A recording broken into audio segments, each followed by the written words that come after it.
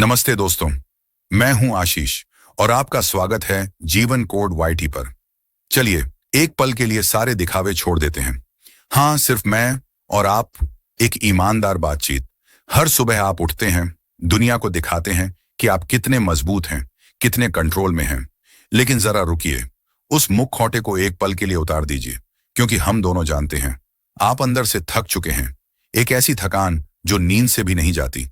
यह आत्मा की थकान है। आप उस प्रमोशन के पीछे भागे और शायद वो आपको मिल भी गया। आपने एक परफेक्ट रिश्ते की तस्वीर बनाई, शायद उसमें जी भी रहे हैं। आपका इंस्टाग्राम खुशनुमा तस्वीरों से भरा हुआ है।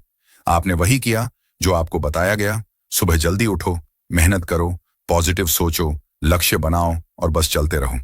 आपने हर मोटिवेशनल रील देखी, हर किताब पढ़ी जो वादा करती है कि खुशी बस अगले मोड़ पर है।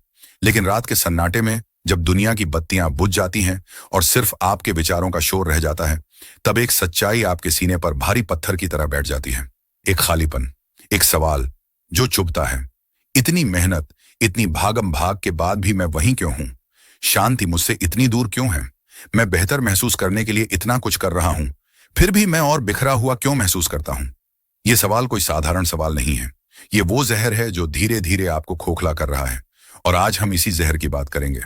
लेकिन इसका इलाज किसी गुरु के 5 स्टेप्स वाले प्लान में नहीं, ना ही किसी पॉजिटिव सोच वाली किताब में है। इसका जवाब एक ऐसे सच में छिपा है जो इतना उल्टा, इतना विरोधाभासी है कि हमारा दिमाग उसे पहली बार में स्वीकार ही नहीं करना चाहता। इस सच को दुनिया के सामने लाने वाले शख्स थे एलन वॉट्स। वो कोई संत या महात्मा नहीं थे जिनके आसपास कोई पवित्र आभा हो। वो एक ब्रिटिश दार्शनिक थे जिनकी आत्मा पूरब की गहराइयों में डूबी थी। एक विद्रोही विचारक जो सूट बूट में जैन और वेदांत की ऐसी बातें करते थे कि बड़े बड़े ज्ञानी चौंक जाते थे। वो हमारी अंतहीन कोशिशों को देखकर मुस्कुराते और कहते, तुम सब गलत दिशा में भाग रहे हो। एलन वॉट्स ने हमें एक ब्रह्मांडीय मजाक के बारे में बताया, द बैकवर्ड्स लॉ, यानी उल्टे प्रयास का नियम। ये नियम बड़ा सरल है। ये कहता है, आप जीवन में जिस अच्छी चीज का जितनी बेचैनी से पीछा करते हैं, वो आपसे उतनी ही दूर भागती है। जितना जोर से आप खुश होने की कोशिश करते हैं, उतना ही आप दुखी महसूस करते हैं। क्योंकि हर पल आपका मन इस बात पर अटक जाता है कि आपके पास खुशी नहीं है। जितना आप चाहते हैं कि लोग आपको पसंद करें, उतना ही आप अजीब और जरूरतमंद लगने लगते हैं। जितनी शिद्दत से आप मन की शांति को थामने की कोशिश करते हैं, आपका मन उतना ही अशांत हो जाता है। ये एक क्रूर मजाक सा लगता है ना, कि आपको वही चीज तभी मिलेगी जब आप उसे चाहना छोड़ देंगे। लेकिन अगर आपकी सारी कोशिशें आपको सिर्फ थकान और चिंता दे रही हैं, तो शायद इस पागलपन भरे रास्ते पर ही सुकून का दरवाजा है। जीत का रास्ता शायद हार मानने से होकर गुजरता है। पाने का राज जाने देने में छिपा है। अगर आपकी जिंदगी, आपकी सारी कोशिशें आपको सिर्फ तनाव, चिंता और खालीपन दे रही हैं, तो अब वक्त है उस उलटे रास्ते को आजमाने का। यह रास्ता आपको कुछ करने को नहीं कहता। यह कहता है, सब छोड़ दो, जो कुछ तुमने सीखा उसे जाने दो। यह संघर्ष को रोककर बहने की कला सिखाता है। और शायद इसी कला में वो सुकून छिपा है जिसे आप हर जगह ढूंढ रहे हैं। तो अपनी सीट बेल्ट बांध लीजिए, क्योंकि आज हम दिमाग के हर नियम को तोड़ने जा रहे हैं। आज हम समझेंगे कि ज्यादा कोशिश करना ही हमारी सबसे बड़ी नाकामी है और हार मान लेना ही सबसे बड़ी जीत हो सकती है। विरोधाभास का मायाजाल। एलन वॉट्स कहते थे, जब आप बेहतर महसूस करने की कोशिश करते हैं, तो आप इस बात पर जोर देते हैं कि आप बेहतर महसूस नहीं कर रहे। इसे गहराई से सोचिए। जब आप खुशी को पकड़ने की कोशिश करते हैं, तो आपका दिमाग किस पर टिकता है? खुशी पर नहीं, बल्कि इस एहसास पर कि अभी मेरे पास खुशी नहीं है। आप अपनी कमी को, अपने खालीपन को और ताकत दे रहे हैं। आप पूरे ब्रह्मांड को चिल्लाकर बता रहे हैं, मैं अधूरा हूं, मुझे कुछ चाहिए। यह हमारा आधुनिक हसल कल्चर और टॉक्सिक प्रोडक्टिविटी का मूल मंत्र है। ज्यादा मेहनत करो, ज्यादा हासिल करो, रुको मत। हमें बताया जाता है कि अगर हम 5 साल तक बिना रुके, बिना सांस लिए काम करेंगे, तो एक दिन सफलता की सुनहरी धूप हम पर चमकेगी और हमें लगता है कि हम हमेशा के लिए खुश हो जाएंगे। लेकिन यह कितना बड़ा झूठ है। यह एक ऐसा रेगिस्तान है जहां आप मृग तृष्णा के पीछे भाग रहे हैं। जितना पास जाते हैं, मंजिल उतनी ही दूर होती जाती है। आइए इसे रोजमर्रा की जिंदगी से समझते हैं। रात के 2 बजे हैं, आप बिस्तर पर लेटे हैं। सुबह जल्दी उठना है, लेकिन आपका दिमाग चिल्ला रहा है, सो जाओ, मुझे नींद चाहिए। आप जितना जोर से सोने की कोशिश करते हैं, नींद उतनी ही दूर भागती है। आपका दिल तेजी से धड़कने लगता है। दिमाग हर छोटी बड़ी चिंता को कुरेदने लगता है। फिर आप क्या करते हैं? आप हार मान लेते हैं, कहते हैं ठीक है, नहीं आती तो ना आए। और जैसे ही आप ये कोशिश छोड़ते हैं, कुछ ही मिनटों में आपकी आंख लग जाती है। यही है उल्टा नियम। आपने चाहा, वो भागा। आपने छोड़ा, वो पास आया। या फिर अकेलापन। आप हर डेटिंग ऐप पर हैं, हर पार्टी में जा रहे हैं, किसी ऐसे इंसान की तलाश में जो आपको प्यार करे। हर बातचीत में आप सही चीज कहने की कोशिश करते हैं, सही तरह से पेश आने की कोशिश करते हैं। लेकिन इस कोशिश में आप इतने जरूरतमंद लगने लगते हैं कि लोग आपसे दूर भागते हैं। आपका डर ही आपकी सच्चाई बन जाता है। फिर एक दिन आप थक जाते हैं, कहते हैं मुझे किसी की जरूरत नहीं, मैं अपने साथ खुश हूं। आप अपने शौक पर ध्यान देते हैं, दोस्तों के साथ वक्त बिताते हैं, अपनी जिंदगी जीते हैं। और तभी जब आप तलाश नहीं कर रहे होते, कोई खास इंसान आपकी जिंदगी में आता है। वो इंसान जो आपके असली रूप से प्यार करता है, जो कोशिश नहीं कर रहा था। या फिर पैसों की बात। जो इंसान सिर्फ पैसे के लिए काम करता है, वो हमेशा तनाव में रहता है। हर फैसला डर से लिया जाता है। अगर ये काम नहीं किया तो पैसा चला जाएगा। वो रचनात्मक जोखिम लेने से डरता है, सिर्फ सुरक्षित रास्तों पर चलता है। और अंत में वो एक औसत जिंदगी जीता है, हमेशा पैसे की चिंता में डूबा हुआ। लेकिन जो इंसान अपने काम से प्यार करता है, जो मूल्य बनाने पर ध्यान देता है, जो उत्कृष्टता का पीछा करता है, उसके लिए पैसा एक उपउत्पाद की तरह खुद ब खुद आता है। उसने पैसे का पीछा नहीं किया, उसने मूल्य का पीछा किया, और पैसा अपने आप आ गया। ये है वो माया जाल। हम एक ऐसी दुनिया में जी रहे हैं जो हमें बार बार कहती है पकड़ो, काबू करो, हासिल करो। जबकि ब्रह्मांड का नियम ठीक इसके उलट है। जाने दो, स्वीकार करो, बहने दो। ये सिर्फ दार्शनिक बातें नहीं हैं, ये हार्डकोर मनोविज्ञान है। मनोविज्ञान में एक सिद्धांत है, आयरनिक प्रोसेस थ्योरी, यानी विडंबनापूर्ण प्रक्रिया सिद्धांत। इसे समझने का आसान तरीका है एक छोटा सा प्रयोग। अगले 10 सेकंड तक आप एक गुलाबी हाथी के बारे में बिल्कुल ना सोचें, बिल्कुल भी नहीं। क्या हुआ? आपके दिमाग में सिर्फ और सिर्फ गुलाबी हाथी ही घूम रहा है ना? यह सिद्धांत कहता है कि जब हम किसी विचार को दबाने की कोशिश करते हैं, तो हमारा दिमाग उसे और मजबूती से पकड़ लेता है। क्योंकि किसी विचार को न सोचने के लिए दिमाग को पहले उसकी जांच करनी पड़ती है, और इस प्रक्रिया में वो बार बार उसी विचार को सामने लाता है। अब इस गुलाबी हाथी की जगह अपनी चिंता, डर या उदासी को रखकर देखिए। जब आप कहते हैं मुझे चिंता नहीं करनी चाहिए, तो आप असल में अपने दिमाग को चिंता करने का निर्देश दे रहे हैं। जब आप कहते हैं मुझे दुखी नहीं होना चाहिए, तो आप अपनी उदासी को और गहरा करते हैं। जब आप कहते हैं मुझे उस इंसान के बारे में नहीं सोचना, तो आप दिन भर उसी के ख्यालों में डूबे रहते हैं। आपकी कोशिश ही आपकी समस्या बन जाती है। आप एक दलदल में फंसे हैं, जितना ज्यादा हाथ पैर मारते हैं, उतना ही नीचे धंसते जाते हैं। इसी सिद्धांत को एक महान विचारक विक्टर फ्रैंकल ने अपने काम में इस्तेमाल किया। फ्रैंकल एक यहूदी मनोचिकित्सक थे, जिन्हें नाजी कॉन्सेंट्रेशन कैंप में रखा गया था। उन्होंने वहां इंसानी पीड़ा को उस रूप में देखा जिसकी हम कल्पना भी नहीं कर सकते।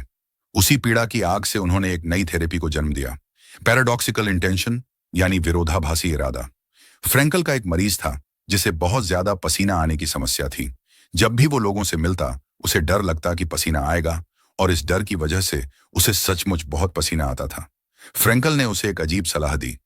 अगली बार जब तुम किसी से मिलो, तो कोशिश करना कि तुम जितना हो सके उतना पसीना बहाओ। लोगों को दिखाओ कि तुम एक बाल्टी भर पसीना बहा सकते हो। मरीज ने ऐसा ही किया। उसने पसीना बहाने की कोशिश की, और नतीजा, वो एक बूंद भी पसीना नहीं बहा पाया। उसने अपनी चिंता का सामना किया, उसे दबाने की बजाय गले लगाया। उसने डर से जूझना बंद किया, और डर ने अपनी ताकत खो दी। तो अगली बार जब आपको चिंता हो, तो खुद से कहिए, चलो आज थोड़ा और चिंता करते हैं, देखते हैं कितना चिंता कर सकते हैं। और यकीन मानिए, जैसे ही आप इस कोशिश को गले लगाएंगे, आपका डर, आपकी चिंता अपनी ताकत खो देगी। जब आप अपने डर का मजाक बनाते हैं, तो वो सिकुड़ कर छोटा हो जाता है। हमारी सारी समस्याएं हमारी प्रतिरोध, रेसिस्टेंस में छिपी हैं। हम जीवन के प्रवाह के खिलाफ तैरने की कोशिश कर रहे हैं। हम लहरों से जूझ रहे हैं, जबकि हमें बस उन पर चलना सीखना है। प्राचीन ज्ञान की गूंज। एलन वॉट्स ने यह विचार खुद नहीं बनाया। उन्होंने हजारों साल पुराने पूर्वी दर्शन को पश्चिमी दुनिया के लिए एक नई, आकर्षक बोतल में पेश किया। यह ज्ञान हमेशा से हमारे ग्रंथों और दर्शन में मौजूद था। चीन के महान दार्शनिक लाओ त्से ने वू वेई का सिद्धांत दिया। इसका अक्सर गलत अनुवाद कुछ न करना किया जाता है, लेकिन इसका असली मतलब है अकर्मण्यता में कर्म या प्रयास रहित क्रिया, एफर्टलेस एक्शन।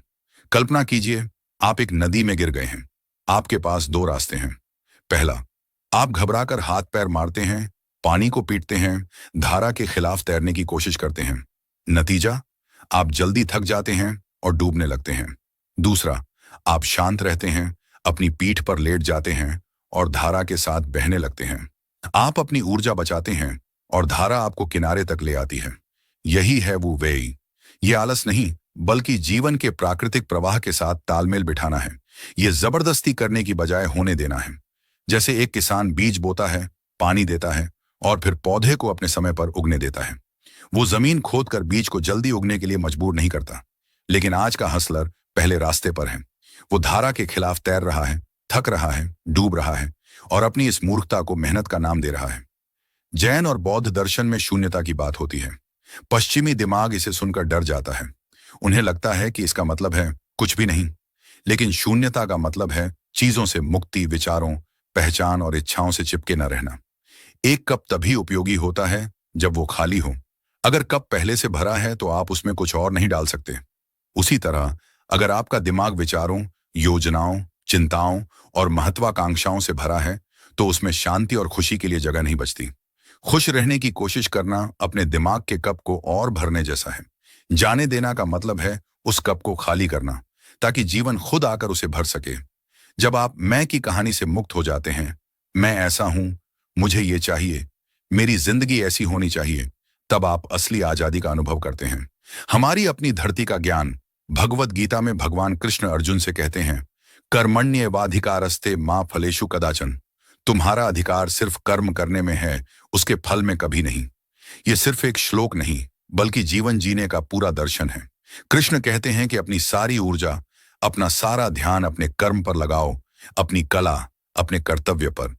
लेकिन उस कर्म के नतीजे से अपनी खुशी को मत जोड़ो। अगर तुम फल से चिपक गए तो गुलाम बन जाओगे। नतीजा उम्मीद के मुताबिक आया तो अहंकार होगा, नहीं आया तो दुख होगा। दोनों ही हालत में तुम्हारी शांति भंग हो जाएगी। लेकिन जब तुम निष्काम कर्म करते हो, सिर्फ कर्म के आनंद के लिए काम करते हो, तब तुम मुक्त हो जाते हो। हार जीत, सफलता विफलता सब एक खेल बन जाता है। तुम तनाव मुक्त होकर अपना सर्वश्रेष्ठ दे पाते हो। उदाहरण के लिए, आज का युवा इंटरव्यू में जाने से पहले सोचता है, अगर ये नौकरी नहीं मिली तो क्या होगा। वो पहले ही नतीजे से इतना चिपक जाता है कि इंटरव्यू में अपना स्वाभाविक आत्मविश्वासी रूप दिखा ही नहीं पाता। लेकिन जो ये सोचकर जाता है, मैं बस अपना सर्वश्रेष्ठ दूंगा, नतीजा जो भी हो, वो ज्यादा सहज, ज्यादा आत्मविश्वास से भरा और ज्यादा सफल होता है। क्या आप देख रहे हैं?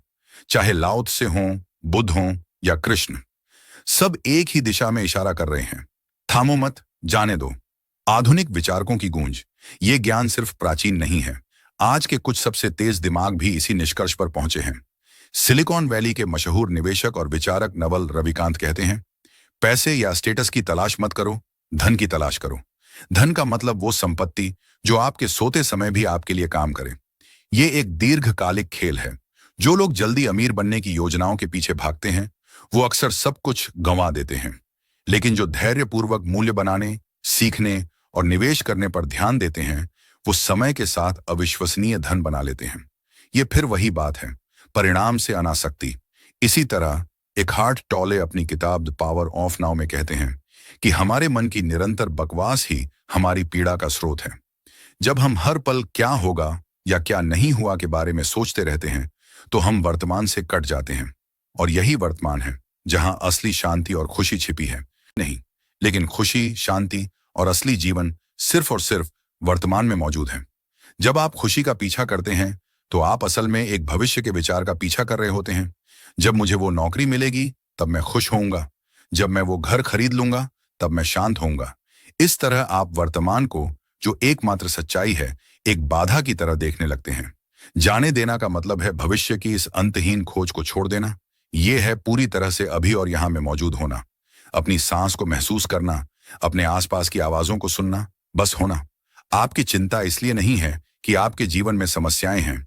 आपकी चिंता इसलिए है क्योंकि आपका दिमाग आपको बार बार कहता है कि आपके जीवन में समस्याएं होनी ही नहीं चाहिए।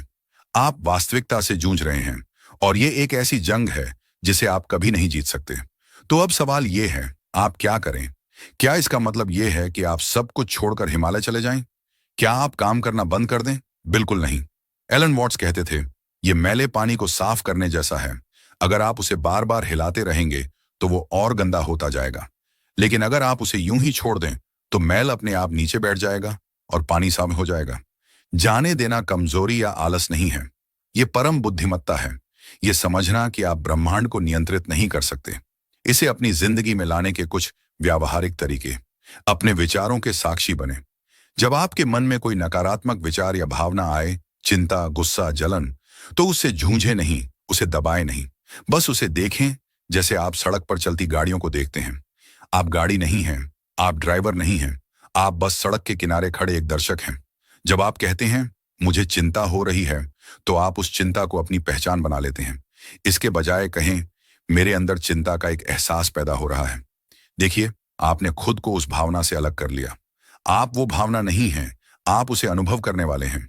ये छोटा सा बदलाव आपको अविश्वसनीय शक्ति देता है। अनिश्चितता को गले लगाएं। हम एक सुरक्षित, अनुमानित जिंदगी चाहते हैं। हम जानना चाहते हैं कि कल क्या होगा, लेकिन जीवन का स्वभाव ही अनिश्चितता है। ये एक नृत्य है, एक तात्कालिक नाटक। जितनी जल्दी आप इसे स्वीकार करेंगे, उतने ही शांत हो जाएंगे। नियंत्रण की जरूरत को छोड़ दें। जीवन को आपको आश्चर्यचकित करने दें। अपनी भावनाओं को महसूस करें, ठीक करने की कोशिश न करें। जब आप दुखी या गुस्से में होते हैं, तो हमारा पहला आवेग होता है कि उस भावना से छुटकारा पाएं। हम संगीत सुनते हैं, दोस्तों को फोन करते हैं या कुछ और करते हैं ताकि वो महसूस न करना पड़े। लेकिन ये बैकवर्ड्स लॉ का उल्लंघन है। इसके बजाय उस भावना को पूरी तरह महसूस करने की हिम्मत करें। अपने शरीर में उस उदासी को महसूस करें। वो आपके सीने में है, आपके पेट में। बस उसके साथ बैठें, बिना किसी जजमेंट के। आप पाएंगे कि जब आप किसी भावना से जूझना बंद करते हैं, तो वो अपनी ताकत खो देती है। वो एक लहर की तरह आती है और चली जाती है। आप इसलिए दुखी नहीं हैं क्योंकि आप उदास हैं। आप इसलिए दुखी हैं क्योंकि आपको लगता है कि आपको उदास होना ही नहीं चाहिए। निष्कर्ष, मुट्ठी खोलो। कल्पना करें कि आपकी सारी चिंताएं, डर और इच्छाएं आपकी मुट्ठी में रेत की तरह हैं। जितना जोर से आप मुट्ठी भींचते हैं, उतनी ही तेजी से रेत आपकी उंगलियों से निकल जाती है। लेकिन अगर आप अपनी हथेली को धीरे से खोल देते हैं, तो रेत वहीं टिकी रहती है। यही है समर्पण। ये जबरदस्ती करना बंद करना और भरोसा करना शुरू करना है। ये मानना है कि आप इस ब्रह्मांड का हिस्सा हैं, इसके खिलाफ नहीं। जैसे पेड़ जानते हैं कि कैसे उगना है, नदियां जानती हैं कि कैसे बहना है, वैसे ही आपका जीवन भी जानता है कि उसे कैसे आगे बढ़ना है। आप आलसी नहीं हैं, आप बिखरे हुए नहीं हैं, आपको ठीक होने की जरूरत नहीं है। आप बस बहुत ज्यादा कोशिश कर रहे हैं। खुशी एक तितली की तरह है। आप जितना उसके पीछे भागेंगे, वो उतनी ही दूर उड़ जाएगी। लेकिन अगर आप शांत होकर बैठ जाएं, तो शायद वो खुद आकर आपके कंधे पर बैठ जाए। जीवन का सबसे बड़ा विरोधाभास यही है। मन की शांति मन को शांत करने की कोशिश से नहीं आती, बल्कि मन की अशांति को शांति से देखने से आती है। सच्चा आत्मविश्वास आत्मविश्वास दिखाने की कोशिश से नहीं, बल्कि अपनी असुरक्षाओं को स्वीकार करने से आता है। सच्चा प्यार प्यार खोजने से नहीं, बल्कि प्यार देने और खुद से प्यार करने से मिलता है। प्यार करने से मिलता है। हम सब एक ऐसी कैद में बंद हैं जिसके दरवाजे पर ताला ही नहीं है। हम खुद ही सलाखों को थामे खड़े हैं और चिल्ला रहे हैं, मुझे बाहर निकालो। एलन वॉट्स, लाओ त्से, बुद्ध, कृष्ण, ये सब एक ही बात कह रहे हैं, बस हाथ छोड़ दो।